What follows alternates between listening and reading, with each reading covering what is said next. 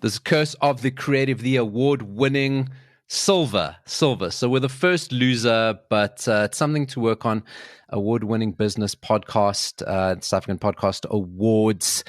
Here's an important thing about podcasts. Here's what I know people do. When they look at a podcast, they see a whole bunch. They look at how long the podcast is, and they make the decision, ooh, do I really want to commit to that? These are under 10 minutes. So that's fantastic. You could listen to 3 of these while you're on the toilet. If that's where you brainstorm, that's where you do your best thinking. I've got Ricci, Bongani, and Fiefs with me. This is how Curse of the Creative works. We pitch each other an idea. You can flight the idea, park the idea, or flush the idea right down the toilet. And our theme over the next couple of episodes is Black Friday. Bongani, have you ever got yourself a great Black Friday deal? Surprisingly, no. Yeah. I run away from the traffic that happens in stores during Black Friday. Fiefs, it's a bit nuts, right, though? That like camping out of stuff. It's kind of like, feels like, why have we devolved to this as humans? But I don't think it happens so much in South Africa because, like you were saying, our specials are not great. They're not like you're going to get something at a ridiculous price. So ours is not really, something to go insane about. People still do it. They call it Black November these days. Ricci, I know you're a DJ because you go by the name of Ricky Rex. If you had to give a Black Friday deal at a club, because obviously that's when you're paying, what's your Black Friday deal the next time Ricky Rex is on the decks?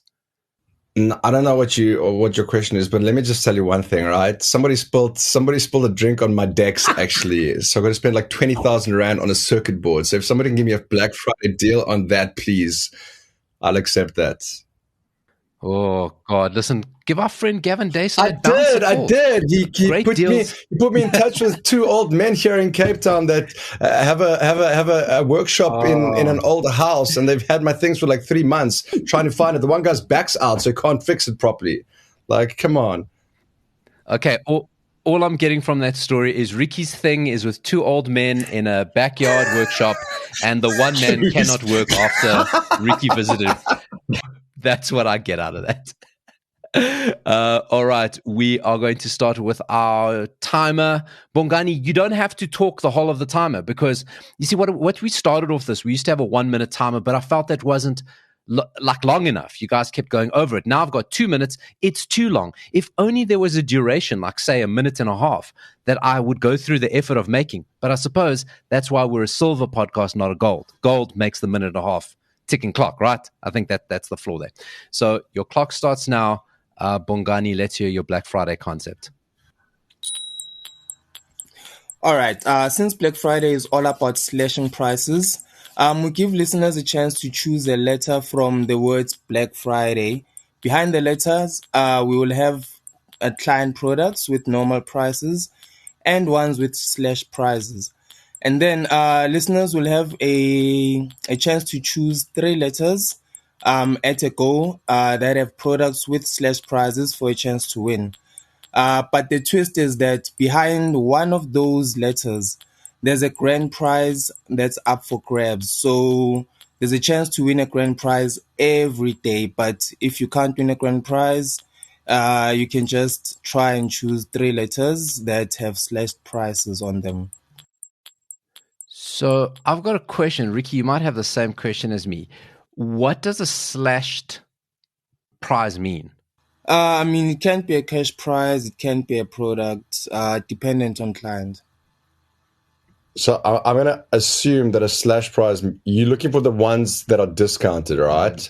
So there's 3 discounted items there. Those are the ones you need to pick in order to win, right? But what do you win, Bongs? No, some of the letters do have products with prices, and those prices are just your normal price that you'll get on a daily basis. Okay. And then out of that list of the words Black Friday, you need to just choose 3 letters that have discounts.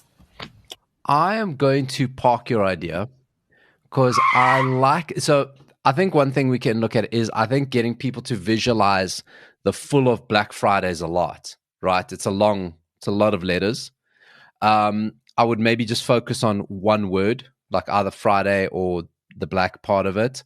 I think the 3 different ones is maybe one step too far. So I think if we simplify it into just there's like maybe only 6 letters. And I think it's also you either win or you don't. I think kind of winning variations could confuse things. I also think maybe there's a way where this all happens only on Black Friday, because Black Friday is what? Technically, it's the last Friday of November, right? I think that's... Yeah. So I'd run it that day, but only run that with those sort of letters. There's an idea in there, but I think it needs massaging. Ricky, what do you think? What are you doing? It's a little bit too much, and it's also a little bit not enough. So I'm going to flush it down the shitter. There, even that pipe that runs through Danefern. I'll tell you why, the bongs. I'll tell you why. I feel like letters has been done. Listen, I was going to do the sound of Black Friday as well, right? Which I canned that idea too, because sounds of products also been done. But next time, Bongani, there's always next week, nah? Except at the rate we record, next week might only be in March 2025. Fiefs, what are you doing with that idea? Yeah, I'm gonna pack it as well. I feel like if it, like you said, Paulo, if it was massaged a little bit more refined, it could work. It's cute. Why are you guys all scared to flush? Why are you scared to flush? Come on, guys. You know, to help me make this up. So at the time of recording of this, Johannesburg has finally entered into water shedding. Exactly. They warned us for years it is coming. So we're not going to have water consistently. So you got to be careful how much you flush. You don't want to waste water. And you also got to worry about the density of your toilet paper. So if your toilet paper is way too thick with low water pressure, your pipes are getting clogged. So this is why we got to be conservative about flushing in Joburg. Basically, if it's yellow, let it mellow. If it's brown, go dig a hole.